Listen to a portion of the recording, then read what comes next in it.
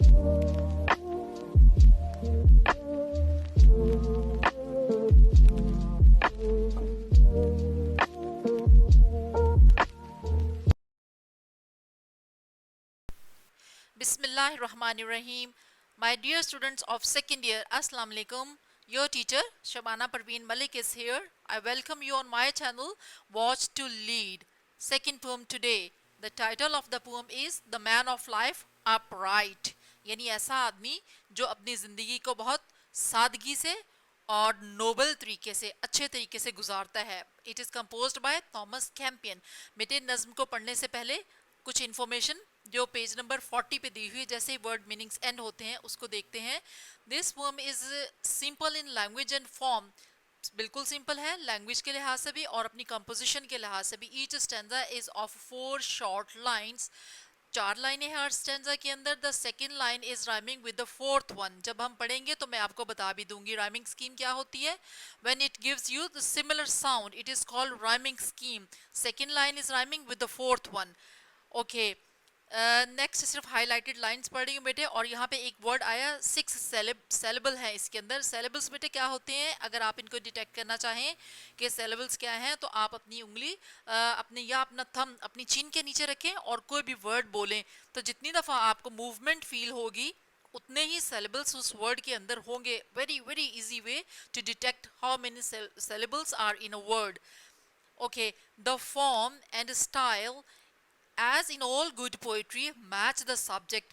बेटे जिस तरह की शायरी होती है उसका उसी तरह का सब्जेक्ट मैटर होता है और उसी तरह के उसके रीडर्स होते हैं. देखो अगर आपने आम बंदे के लिए, एक कॉमन मैन के लिए कुछ कंपोज करना है तो उसकी लैंग्वेज सिंपल होगी क्योंकि उसका सब्जेक्ट कौन है, कॉमन मैन. सो ज़रूरी है कि उसको समझ आए तो उसकी लैंग्वेज सिंपल है. To describe the directness and simplicity of the honest man, we have a poem which breathes these qualities in every line. Her line के अंदर एक नोबल और एक पायस मैन की क्वालिटीज़, एक पाकबाज आदमी की खूबियाँ आपको बताई गई हैं. इसका जो this poem is written from the perspective of didactic poetry. क्या होती है, moral based, moral lesson based poetry, जिसमें poet wants to teach you some moral kind of lesson. ठीक है, तो ये डायडैक्टिक पोएम है इसलिए उसकी जुबान लैंग्वेज बिल्कुल सादा है. Not vivid, not flowery language जो है, इस तरह की लैंग्वेज इसमें नहीं इस्तेमाल की गई.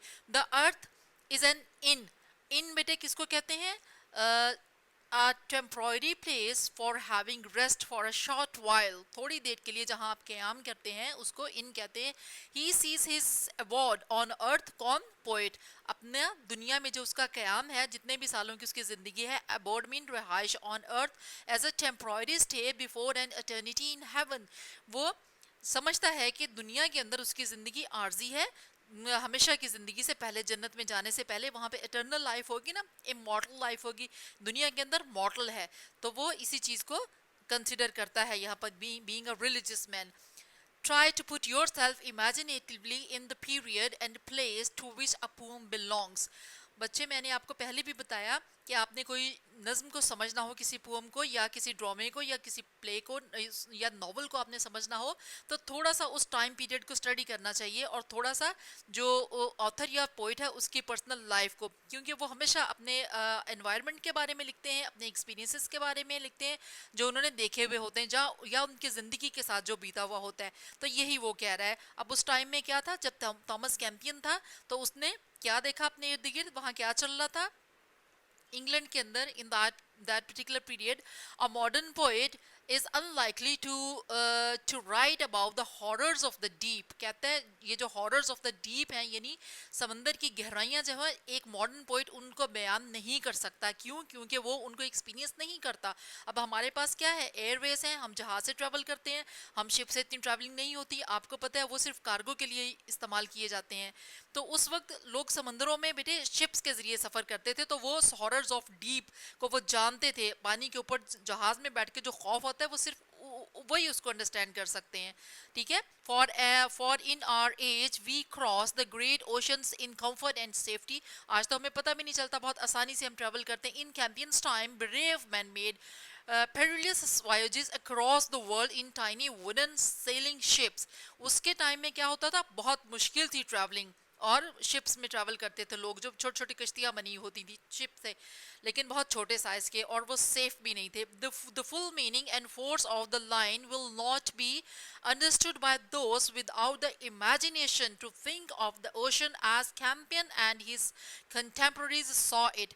जो आपका पोइट है थॉमस कैंपियन और उसके जो हम असर लोग थे, उसके ज़माने के जो लोग थे, जिस तरह उन्होंने इस चीज़ को देखा, समंदर की गहराइयों को देखा, जो चीज़ें उन्होंने ऑब्जर्व की, आप सिर्फ उनको इमेजिन कर सकते हैं. और आपकी इमेजिनेशन इतनी स्ट्रांग होनी चाहिए कि आप उस चीज़ को फील कर सके, what the poet want you to feel. Okay, this kind of play of imagination is essential to the reading of the poetry of bygone periods. Bygone means the time period which has ended now.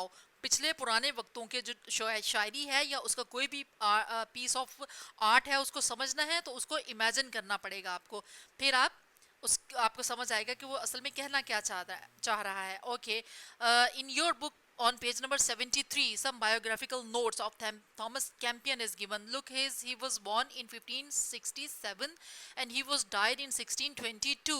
You know which this period is? William Shakespeare. He also belongs to this period, and this period is called the Age of Elizabeth, because at that time Queen Elizabeth first she ruled the England. ठीक है, इसलिए उसको Elizabethan period भी कहते हैं. This period was also called Shakespearean period भी कहते हैं उसको, और उसको कहते हैं age of discovery, age of enlightenment भी कहते हैं. और ये पीरियड कौन सा है? Renaissance. It is called in English literature, rather in history, English history के अंदर इसको रेनेसां कहा जाता है. रेनेसां का मतलब क्या है बेटे? रीबर्थ ऑफ नॉलेज या रिवाइवल ऑफ लर्निंग. दोबारा से दुनिया में लर्निंग का रिवाइवल हुआ. कौन सी लर्निंग का? ग्रीक इन पर्टिकुलर, और रोमन लर्निंग का, क्योंकि थोड़ी देर के लिए इंग्लैंड के अंदर डार्क एजेस आ गई थी जिसमें कोई तरक्की नहीं हुई, कोई डेवलपमेंट नहीं हुई, वहाँ के लोग बहुत हर तरह से पीछे रह गए थे. तो उस चीज़ को ये डार्क एजेस कहते हैं, उस पीरियड को. अब ये जो ज़माना है जिसमें ये शायर था आपका थॉमस कैंपियन, और ये जो था बच्चे क्या नाम है इसका? Shakespeare, William Shakespeare. इस एज को रेनेसां का पीरियड कहा जाता है. इसमें इसका क्या remarkable thing about renaissance is art, culture and architect in particular flourish during this period. उसके बाद another important thing, ये जो आपका थॉमस कैंपियन है, ही was amazingly word style even by Elizabethan standard. बहुत word style शायर है, हर तरह से उसकी शायरी मतलब बहुत versatility है उसकी शायरी के अंदर. classical scholar था, he was also, he studied law, solicitor भी था, he was a physician also. He achieved fame not as a scholar, lawyer or doctor, but as a poet and musician. उसको शोहरत देखो किस चीज़ से मिली है? अपनी शायरी की वजह से और म्यूज़िक की वजह से. अदरवाइज वो था पीएचडी डॉक्टर होगा, स्कॉलर हो था, और वो था लॉयर भी था, but he was not famous for his these qualities. आगे है बुक सेकेंड पैराग्राफ में बेटे मैं देख रही हूँ, बुक्स ऑफ एयर जो है ये इसकी पब्लिकेशन है. ये एमसीक्यूज में आ सकता है question. And important work of criticism उसकी जो है, उसने क्रिटिसिज्म पे बुक लिखी है, that is called observation on the art of English poetry. ठीक है, now let's study the poem. Okay, The Man of Life Upright by Thomas Campion. He says, the man of life upright, whose guiltless heart is free from all dishonest deeds or thoughts of vanity. देखो मैंने आपको बताया कि second line is rhyming with the fourth one, free, vanity. Same sound दे रहा है ना? Okay, क्या कहता है शायर आपको? वो कहता है कि the man of life upright, ये ऐसा आदमी है जो अपनी ज़िंदगी सादगी से गुजारता है और बगैर किसी यानी बुराइयों में मुलव्वस होने के. तो इस वजह से उसका जो हार्ट है वो गिल्टलेस है, because he has never done something wrong to anyone throughout his life, so he has no sense of guilt at all. ठीक है, उसको सेंस ऑफ गिल्ट नहीं है क्योंकि उसने कभी कुछ बुरा नहीं किया. फ्रॉम ऑल डिसऑनेस्ट डीड्स, उसने कभी कोई गलत काम नहीं किए, कोई बेईमानी नहीं की किसी भी चीज़ के अंदर. और थॉट ऑफ वैनिटी, ना वो किसी किस्म के गुरूर और तकब्बुर में कभी मुब्तला रहा है, बल्कि he is a man who is very humble, down to earth. Right. So in the next stanza he says, the man whose silent days in harmless joys are spent. इस आदमी की जिंदगी, आपको पता है बेटे, जो सिंपल आदमी होता है वो इतना फेमस नहीं होता, पीपल उसके बारे में लोग जानते नहीं है इतना ज़्यादा, तो उसके ज़िंदगी खामोशी से गुजर जाती है। और हार्मलेस जॉयज आर स्पेंट, और वो किसी किस्म, वो एक बेज़रर आदमी है, उसको किसी भी शख्स को उससे कोई नुकसान नहीं पहुंचता। whom hopes cannot delude nor sorrows discontent. Hopes dilute का मतलब क्या है बेटे, एंड सोरोस डिसकॉन्टेंट का मतलब, देखो, when you saw sublime, when you have sublime desires and you saw very high dreams and you cannot achieve them, then you are frustrated, you are you feeling depressed, है ना। पर अगर आपकी बड़ी बड़ी ख्वाहिशात नहीं है तो आपको मायूसी भी नहीं होगी, फिर आपकी उम्मीदें आपको धोखा भी नहीं देंगी। लेकिन एज अ ह्यूमन बीइंग हम इन चीज़ों से बच नहीं सकते, ठीक है। हमारी ज़िंदगी के अंदर क्या होता है, we have some desires, if they are granted by Allah almighty then we do have another one, है ना। If that is even granted we do have another one. So this the thing goes on and on till our life ends. हमारी ख्वाहिशें कभी ख़त्म नहीं होती। जैसे उर्दू में एक शेर है, हज़ारों ख्वाहिशें ऐसी कि हर ख्वाहिश पे दम निकले, बहुत निकले मेरे अरमां लेकिन फिर भी कम निकले। Same senses involved in this stanza. Let's go ahead. That man needs neither towers nor armors for defense, nor secret walls to fly from thunder's violence. Defense and violence, again giving you the similar sound, which is called rhyming scheme. Okay bete, in this stanza he says कि he is a common man, he isn't a billionaire, ठीक है, आम सा आदमी है। he has nothing precious in his life to to keep it safe, so he doesn't need to hire any guards. उसको guards रखने की ज़रूरत नहीं है। जैसे एक अमीर आदमी के पीछे आपने देखा उसके गार्ड्स होते हैं, उसके घर की हिफाजत करते हैं, बैंक बैलेंस के उसने लॉकर हायर किया हुआ होता है, अपनी प्रेशियस जो उसके पास बिलोंगिंग्स होती हैं। तो ये ऐसा आदमी है जिसको सीक्रेट वॉल्स बनाने की, चैम्बर्स बनाने की, सेलर्स जो अंडरग्राउंड बनाते हैं ना, उसको सेलर कहते हैं बेटे। उसके लिए उसने ये वर्ड यूज़ किया, सीक्रेट वॉल्स टू फ्लाई। उसको इन अपनी जो प्रेशियस बिलोंगिंग्स हैं उनकी हिफाजत के लिए इस तरह के चैम्बर्स बनाने की ज़रूरत नहीं है। और उसको थंडर्स वायलेंस का भी कोई ख़तरा नहीं है कि अगर तूफ़ानी मुसीबत कोई आ जाती है तो मेरा सब कुछ ज़ाया हो जाएगा, because he has nothing precious in his life, nothing valuable in terms of money, in terms of wealth, right? यानी रुपया पैसा और मालो दौलत नहीं है। Next stanza, he only can behold with unfrightened eyes the horrors of the deep and the terrors of the skies. ये वो चीज़ है जो मैंने अभी आपको बताई है बच्चे। वो ये कह रहा है कि ये ऐसा आदमी है कि जो किस चीज़ को देखता है, वो जो जिस तरह की भी चेंजेस आती हैं यानी वक्त के अंदर या लोगों के अंदर, तो he is not afraid of those changes, he is just satisfied because his life is very limited life, ठीक है। वो बहुत बड़ी बड़ी ख्वाहिशें नहीं है लोगों के पीछे। जिसको कोई काम होता है ना तो वो सिफारिश करवाने के लिए, उस अपना मकसद हासिल करने के लिए लोगों के पीछे पीछे भागते हैं। तो ये इसको कोई काम है ही नहीं, तो इसलिए ये खुशामद नहीं करता, लोगों के पीछे नहीं भागता। उसको तूफ़ानों का ख़तरा नहीं है, उसको हॉरर्स ऑफ डीप नहीं है, समंदरों में डूब जाने का डर नहीं है, उसके दिल में आसमान से कोई मुसीबत आ जाने का खौफ नहीं है। So he is living his life peacefully without having any kind of dar or khauf. Okay, in next stanza, thus scorning all the cares that fate or fortune brings, he makes the heaven his book, his wisdom heavenly things. जो भी उसकी Fortune और fate में अल्लाह ताला ने लिख दिया है वो उससे मुतमईन है, उससे ज़्यादा की तमन्ना उसको नहीं है। He is contented, contented means कनाअत पसंद आदमी, वो उसको कनाअत है, he is a contented man, ठीक है। He is happy, whatever Allah Almighty has given to him, he is happy with that, no matter it's less or more। जितना अल्लाह ने दे दिया है बस उसी से वो मुतमईन है। He makes the heaven his book. उसको जब भी किसी हेल्प की, किसी गाइडेंस की ज़रूरत पड़ती है तो वो क्या करता है, अपनी जो रिलीजियस बुक है उसको खोलता है। He seeks guidance from it, उससे वो मशवरा लेता है कि उसको क्या करना चाहिए। किसी भी काम में ज़िंदगी में मुश्किल पड़ती है तो अपनी रिलीजियस बुक को कॉन्टेक्ट करता है, उसको देखता है, फिर उससे वो विजडम लेता है।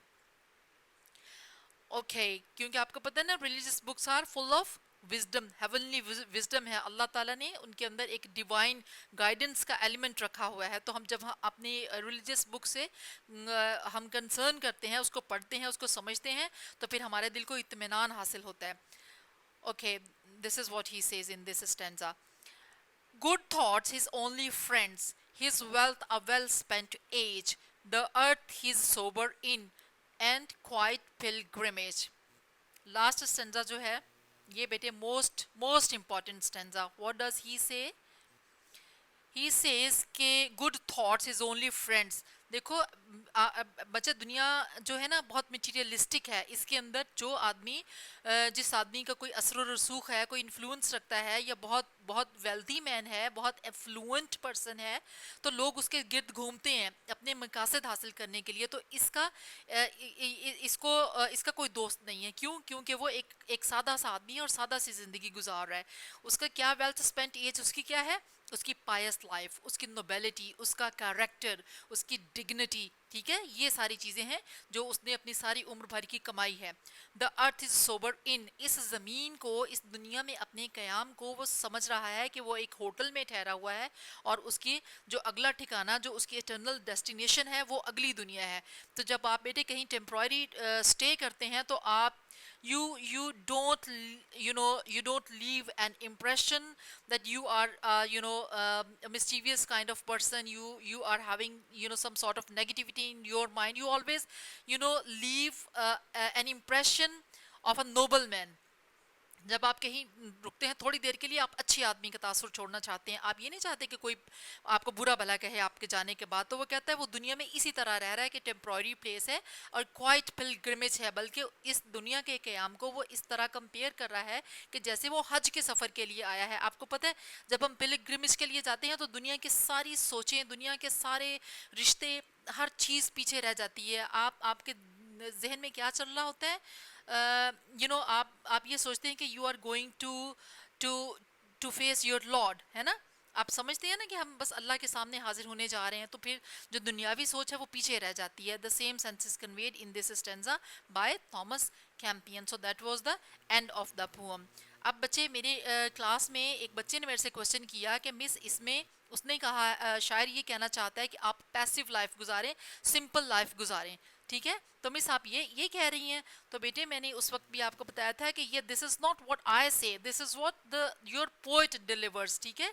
वो कहता है कि जो नोबल आदमी है वो सिंपल जिंदगी गुजारता है without having sublime desires in his life. Look, when you have desires then you must have to face challenges in your life. अगर ख्वाहिशें होंगी तो फिर चैलेंजेस भी फेस करना पड़ेंगे। अगर ख्वाहिशें छोटी हैं, बिल्कुल अपने लिमिटेड सर्कल के अंदर हैं, तो फिर चैलेंजेस भी आपकी ज़िंदगी में कम होंगे। ये उसका ख्याल है, ये मेरी ओपिनियन नहीं है बेटे। ओके बेटे, it was the end of the poem. कौन सी नज़म पढ़ी है? The character of happy life. इसमें बेटे ये ह्यूमन नेचर है। Though the human being are the blessed creature of Allah almighty, पर दे हैव देयर ड्रॉबैक्स। सबसे बड़ा ड्रॉबैक क्या है कि अनग्रेटफुल है, हम ना शुक्र है अल्लाह ताला के। जो ये थॉमस कैंपियन ने he has led a life of a very adventurous and successful man, and now he is yearning for a simple life. अब उसकी ख्वाहिश क्या है कि सादा आदमी की ज़िंदगी में जीता। लेकिन जो आदमी सादा ज़िंदगी बसर कर रहा होता है उसको किस चीज़ की ख्वाहिश होती है कि वो एक लाविश और एडवेंचरस लाइफ गुजारता। मतलब ये है कि हम कभी भी सेटिस्फाइड नहीं होते अपनी ज़िंदगी के साथ।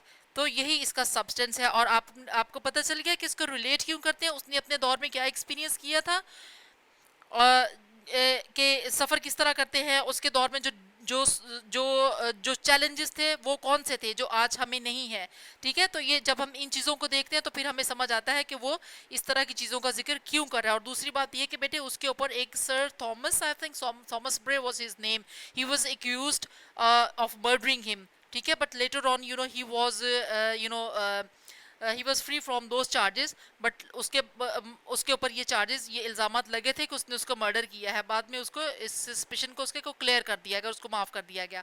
तो आपको समझ आ गई बेटे। Okay, till my next video इंशाल्लाह, स्टे ट्यून्ड। अल्लाह हाफिज़।